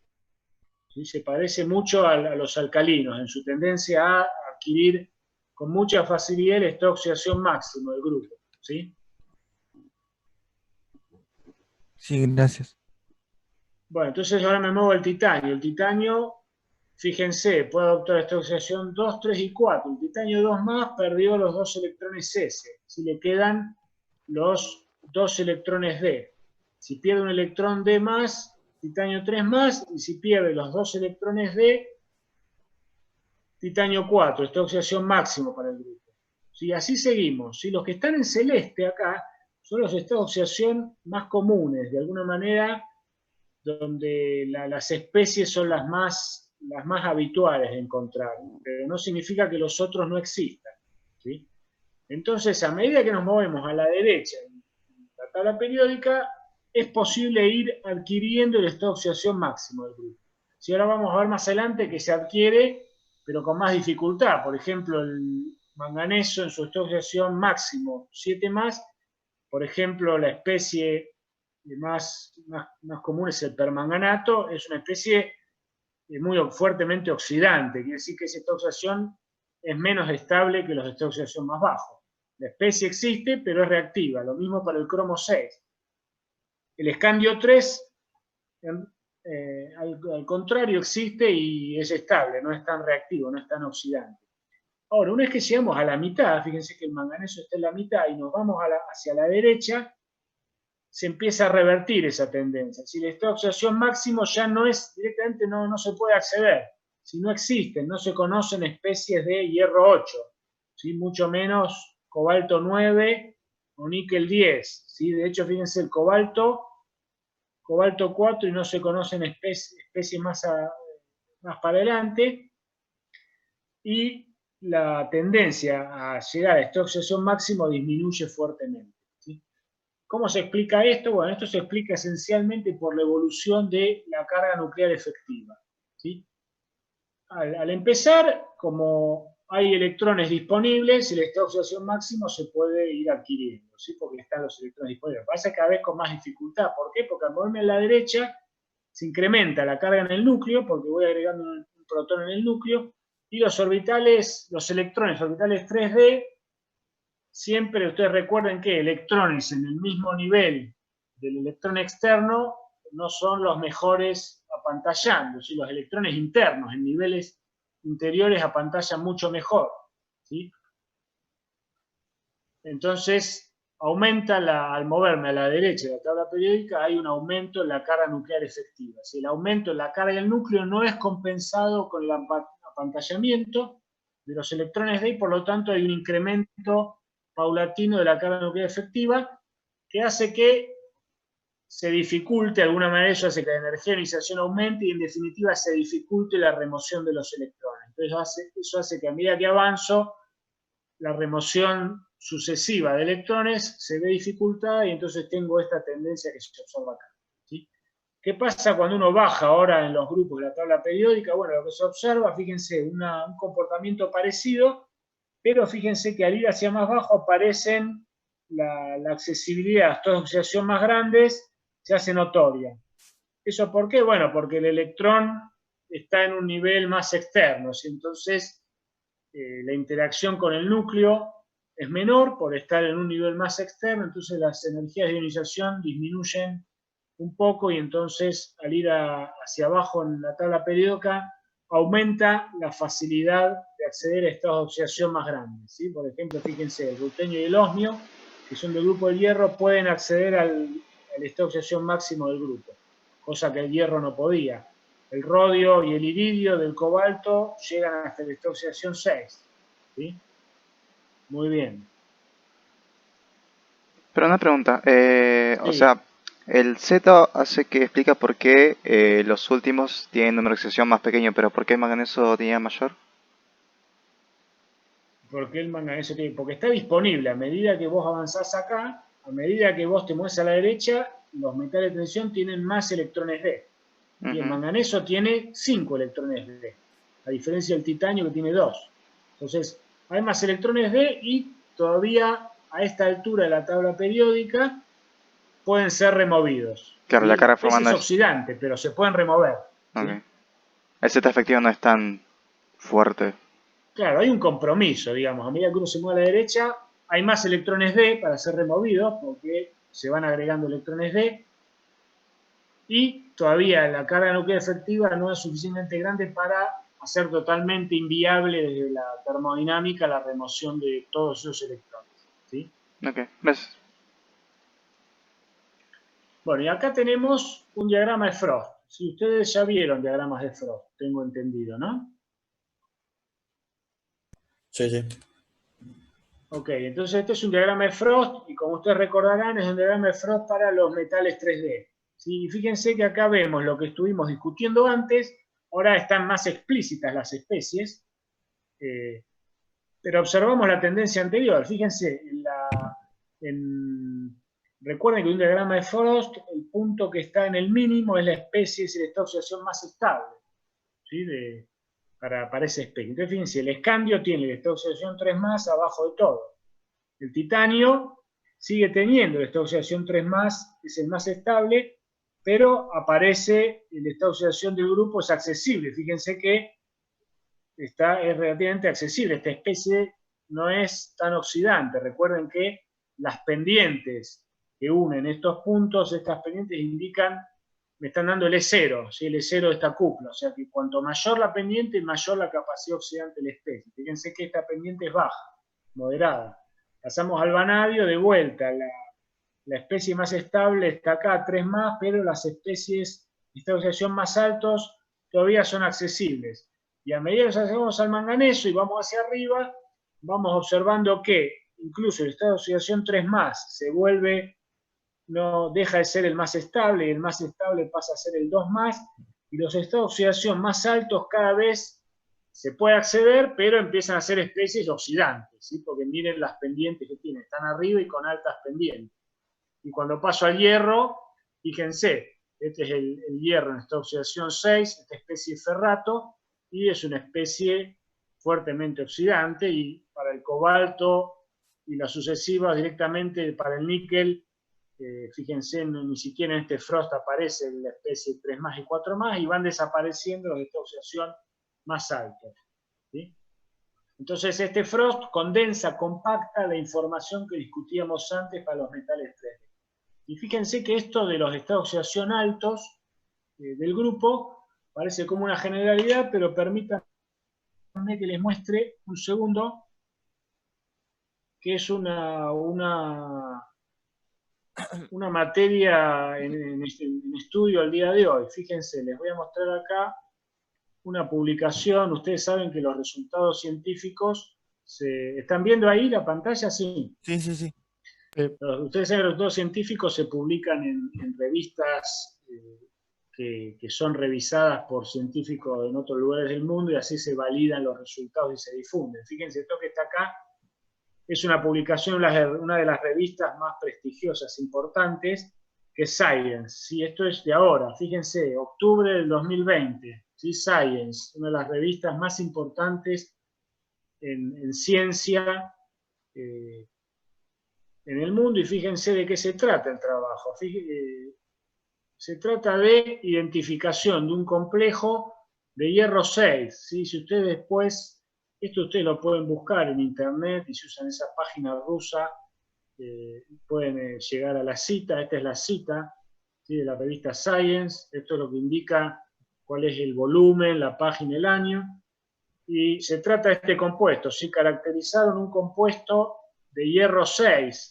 ¿sí? Y el único especie de hierro 6 es ese ferrato que estaba ahí, que se conoce caracterizado, aislado como una especie estable. ¿sí? Y acá acaban de descubrir una segunda especie. Aquí estamos en el año 2020, todo lo que ha pasado desde la evolución de la química. En el año 2020, recién ahora, caracterizan una especie de hierro en esta oxidación formal 6. Así que, al igual que el ferrato, tetraédrica, El ferrato tiene todos grupos oxo, esta especie tiene unas moléculas con nitrógeno unidas al hierro. Y después, bueno, hay caracterizaciones más complicadas, pero bueno, para que ustedes vean que es un tema totalmente de actualidad, ¿sí? Estados de oxidación altos para los metales de transición, ¿sí? Volvemos acá. Y entonces ahora salimos del frost. ¿Qué pasa cuando uno baja en la tabla periódica? Lo vimos un poco antes. Acá simplemente ustedes pueden ver, digamos, que en general entonces, si ustedes en alcalinos, seguramente algunos terros discutieron con algún ciclo termodinámico la tendencia de los potenciales redox, ¿sí? Y llegan a la conclusión que, por ejemplo, los alcalinos tienen todos ceros muy negativos, son todos metales fuertemente reductores que se oxidan muy fácil, y haciendo el ciclo termodinámico vieron que hay distintos factores que influyen, la energía de ionización, pero también la entalpía de atomización, etcétera, etcétera. Discutir eso de la metales de transición es un poco más complejo porque ya vieron que hay una multiplicidad de estados de oxidación accesibles, pero si uno mira los estados de oxidación, al menos 2 más y 3 más, que son accesibles para todas las especies, más o menos mirando el ciclo se puede observar que la tendencia de los potenciales redox se explica esencialmente observando las energías de ionización. Esta es la segunda energía de ionización y esta es la tercera energía de ionización para los metales 3D. Fíjense que siguen una tendencia más o menos como la que discutíamos antes, vinculada a la evolución del set efectivo, ¿sí? También acá tienen, esto lo habíamos visto antes, las entalpías de atomización, así que también modulan un poco los potenciales redox, cómo evolucionan, ¿sí? Y mirando estas tendencias, digamos, si uno se agarra simplemente del set efectivo, se puede reconocer que bien a la derecha y abajo, digamos, están las energías, digamos, los metales menos reactivos, ¿sí? Menos susceptibles a ser oxidados, que son lo que llaman los metales nobles, ¿sí? O metales, fíjense, estos se llaman metales acuñables, ¿sí? De hecho, el cobre, principalmente el cobre, se usa para las monedas. Si uno quiere tener monedas, tiene que ser un metal muy poco reactivo, no hace que la moneda le dure un par de minutos en el bolsillo y después sea un óxido hecho polvo. Si estos metales son los menos reactivos, que están a la derecha y abajo, son los menos susceptibles a ser oxidados, y de hecho muchos de ellos se encuentran en la naturaleza como el metal en su estado elemental, ¿sí? El metal cero. Todos los demás en la naturaleza están en estado de oxidación 2 más, 3 más o mayores, ¿sí?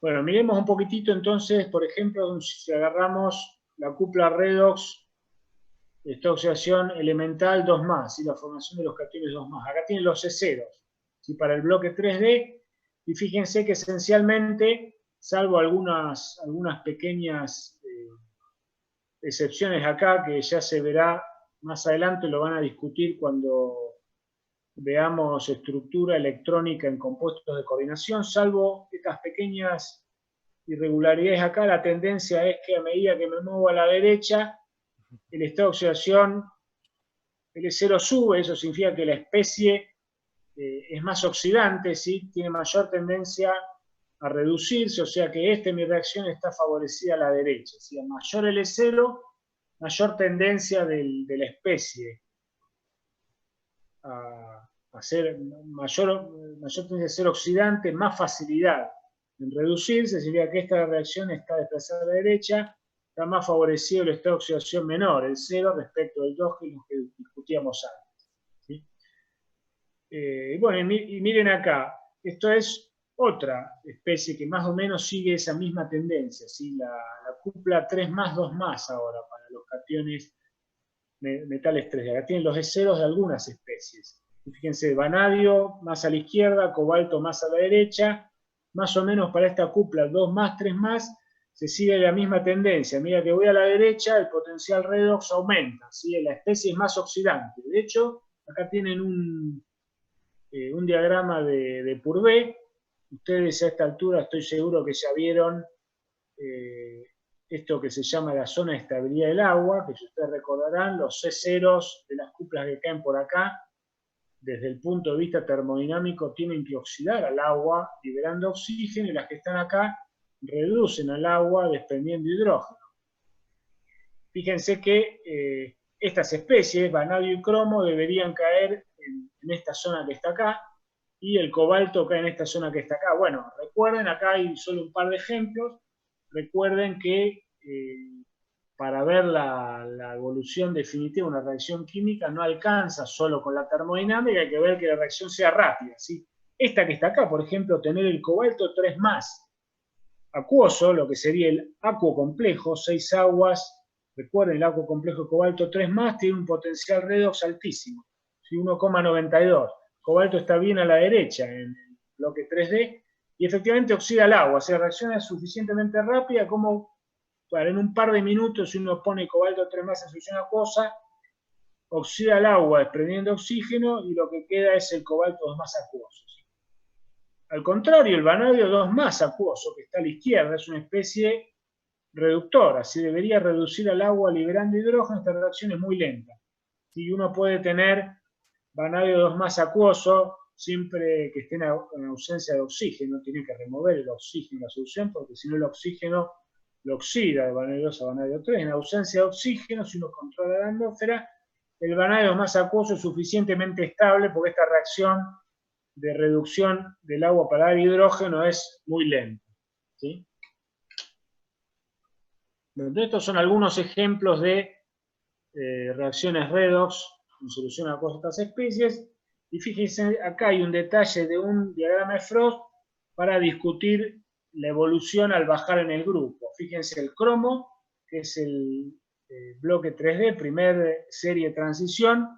El 3+ es el más estable, y el 6+, que es esta oxidación del grupo, si bien es accesible, es fuertemente oxidante. Al bajar en la tabla periódica, al ubicar electrones en orbitales D, que están en un nivel cada vez más externo, molibdeno y tungsteno, fíjense cómo se revierte la tendencia, cómo el estado de oxidación más alto está mucho más estabilizado respecto del 3+ o del 4+, y en tungsteno directamente, el que está en orbitales 5D, en el tercer periodo de transición, el estado de oxidación 6+, de hecho es el más estable. Tiene una tendencia general de los metales de transición. Al bajar el bloque 4D y 5D, los estados de oxidación mayores se estabilizan respecto a los estados de oxidación más bajos, ¿sí?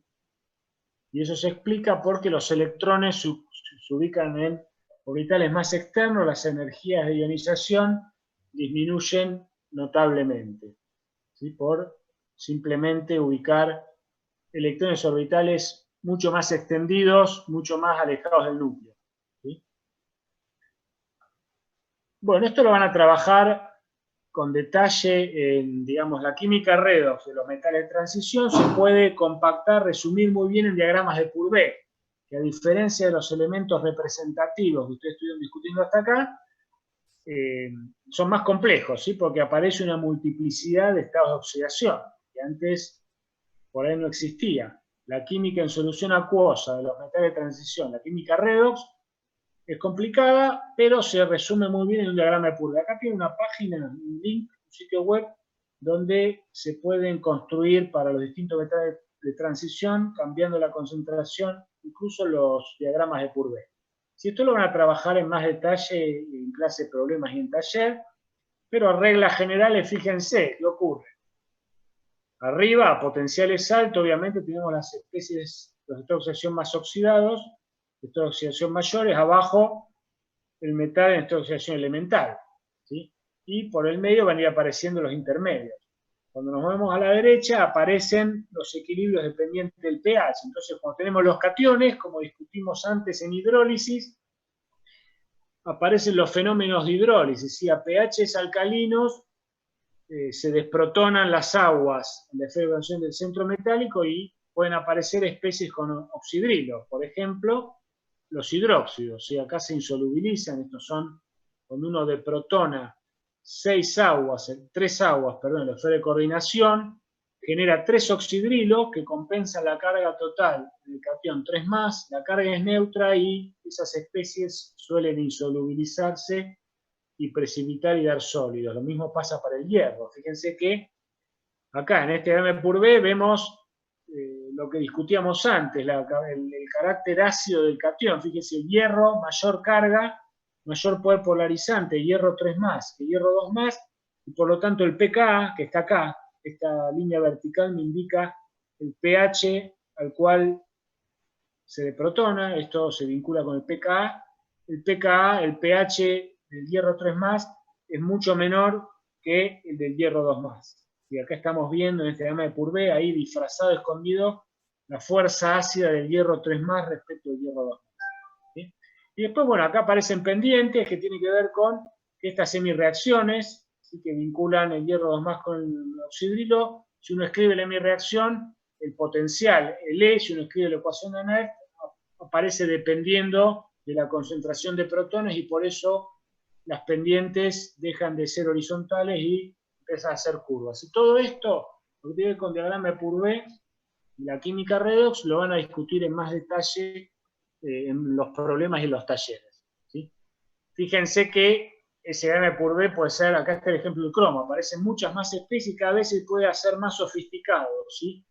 Y aparecen cosas que ustedes no están acostumbrados a ver posiblemente antes, como especies, por ejemplo esta que está acá, que es una especie de cromo 4 que tiene un rango de estabilidad muy reducido. Si a partir de este pH, la especie deja de existir. Cuando uno viene acá en el Purvé con una especie, y acá las dos líneas se unen, esto indica una dismutación. Esta especie dismuta para dar esta que está acá y esta que está acá. ¿Sí? Si uno viene de esta especie y llega a este punto, también observa una dismutación entre esta especie y esta especie. Si uno lo mira al revés, si uno viene por esta recta donde coexisten estas dos especies en equilibrio y alcanza este punto, ocurre la reacción inversa, que es la comproporción. Si estas dos especies comproporcionan para esta especie. Pero estas especies, por ejemplo, que aparecen acá, tienen rangos de estabilidad mucho más chicos. Digamos, el área, en los diagramas de Purvé, el área nos da el rango de estabilidad de esta especie. Si cuanto mayor es el área, mayor es el rango de potencial redox y de pH en la que la especie es estable. ¿Sí? Acá está el ejemplo del manganeso, pero bueno, todo esto lo van a ver con más detalle en la clase de problemas o en el taller. ¿Sí? Bueno, con esto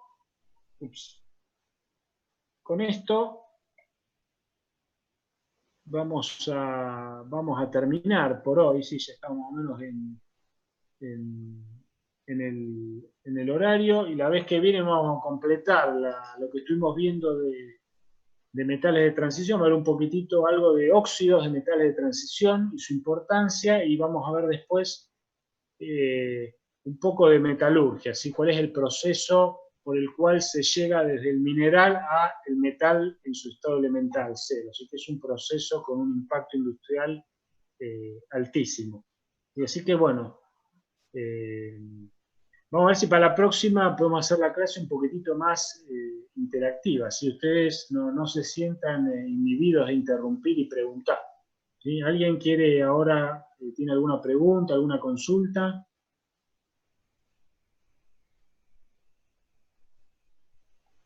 Y yo tengo una pregunta. Dale. O sea, no sobre los contenidos, sino que puede ser que falte un video de Redox, y creo que en el Drive está el primer video 2 veces. O sea, el de Purvé está, y como que faltaría el de entre medio. Bueno, después reviso. Pues se me había pasado con la parte de óxidos también, que había uno repetido, y ya lo arreglé. Si después miro, y si hay uno repetido lo saco y me fijo a ver qué parte falta. ¿Vos decís que falta la que es antes de los Purvé? Exacto, sí, es la parte del medio de Redox. O sea, el primero está y después... Bueno, listo. Yo después reviso y trato de volver a grabarlo, si es que no lo grabé o se me perdió, y lo subo. Dale, gracias. A ver, acá preguntan, ¿por qué los átomos de un gluteno no se Sí, recuerden que, digamos, esencialmente en trazos gruesos lo que gobierna la accesibilidad de los estados de oxidación es es la energía de ionización. Entonces, recuerden la tendencia general, la clave está en la carga nuclear efectiva y también en el nivel que estamos en la tabla periódica. Si nos ponemos en el nivel 3D, a medida que vamos a la derecha, aumenta la carga nuclear efectiva. ¿Por qué? Porque agrego un protón más al núcleo, o sea, incremento la carga positiva en el núcleo y el electrón que acompaña el protón que agrego es un electrón que entra en los orbitales 3D y su capacidad de apantallar la carga no es tan eficiente. Entonces, como resultado neto, hacia la derecha aumenta la carga nuclear efectiva y por lo tanto la energía de ionización va aumentando, el electrón es más difícil de ser removido. Entonces, a medida que me muevo a la derecha, los estados de oxidación mayores se hacen menos accesibles, ¿sí? Ahora, cuando esa tendencia es general para los 3 periodos de los metales de transición. Ahora, ¿qué pasa cuando bajo del 3D al 4D? Bueno, lo que pasa es que esos electrones D están puestos en un orbital 4D, ¿sí? Número cuántico 4, un nivel más externo, ¿sí? Eso significa que si yo mirara la función de distribución radial para el 4D, voy a ver que su máximo está más lejos del núcleo que el 3D, ¿sí? Es más difuso, está más extendido. O sea, la interacción con el núcleo es menor. ¿Por qué? Porque está más lejos del núcleo. Entonces, eso lleva a que las energías de ionización sean no tan, digamos, si bien aumentan un poco, no aumentan lo que uno espera y entonces el electrón es más fácil de ser removido. Y en el 5D, más todavía. Entonces, al bajar en la tabla periódica, al descender en los grupos, las tríadas de la tabla periódica, por ejemplo, el hierro, rutenio y osmio, el osmio en su estado de oxidación máximo 8, si bien no es el estado más estable, existe, ¿sí? Por ejemplo, el tetróxido de osmio es una especie estable, comercial, se vende en un frasco, es muy reactivo, es un oxidante muy fuerte, pero existe. Si el tetróxido de rutenio también es un oxidante muy fuerte, existe. Ahora hay compuestos de rutenio 4, de osmio 4, de osmio 6, que son muchísimo más estables que el ferrato, por ejemplo. El ferrato es tremendamente oxidante, ¿sí? Que es el hierro 6. En cambio, las especies de osmio 6 o rutenio 6 no son oxidantes tan fuertes. O sea, esta oxidación quedan más estabilizados. El ejemplo que yo mostraba era el del grupo del cromo, está más a la izquierda que el hierro, o sea que aún más, ¿sí? Si yo voy abajo y a la izquierda en los metales de transición, los estados son más altos. Por ejemplo, el del molibdeno era el más estable de todos, el molibdeno 6, ¿sí? En el frost. Eso porque estoy en el tercer periodo de transición y en la parte más de la izquierda del bloque de transición, ¿sí? ¿Se entiende ahí más o menos?